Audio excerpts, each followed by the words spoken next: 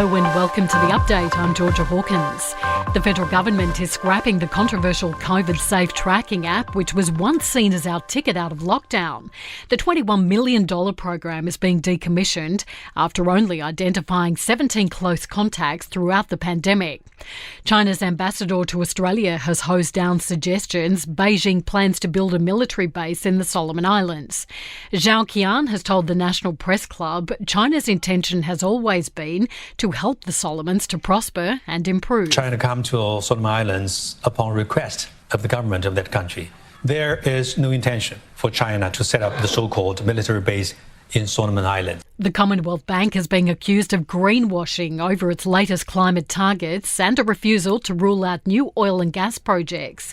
The bank has released its annual report and a profit close to $10 billion. 350.org director Kelly Albion says the brunt of possible gas and oil projects will be felt by customers. In the future, those projects, if they're opened, will emit millions of tonnes of CO2 that put our communities at risk.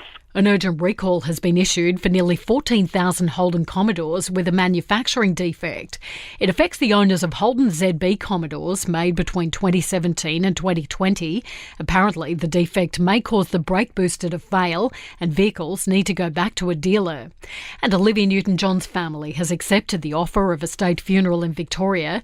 Her niece Toddy Goldsmith working with the Premier on the details. The superstar will be laid to rest at her US ranch, though, where she spent her final days. In sport, brought to you by Ladbrokes Mates Mode, the better way to chat, share and bet together. T's and C's apply, and remember, gamble responsibly. Call 1-800-858-858. Australian basketball great Lauren Jackson will play for the Opals at the upcoming Women's World Cup, 9 years after her last appearance. The 41-year-old came out of retirement in February to play for the Albury Wodonga Bandits. Australian golfer Cameron Smith has issued a no comment when asked if he signed with the Breakaway Live Tour.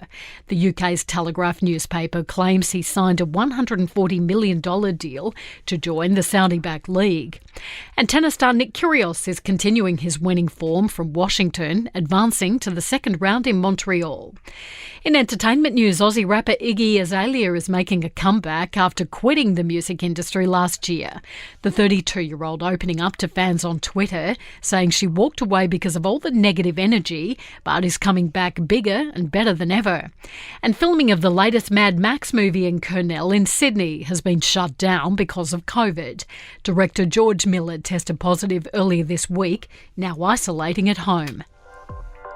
And that's the latest from the Nova Podcast News team. We'll have another episode of The Update for you tomorrow.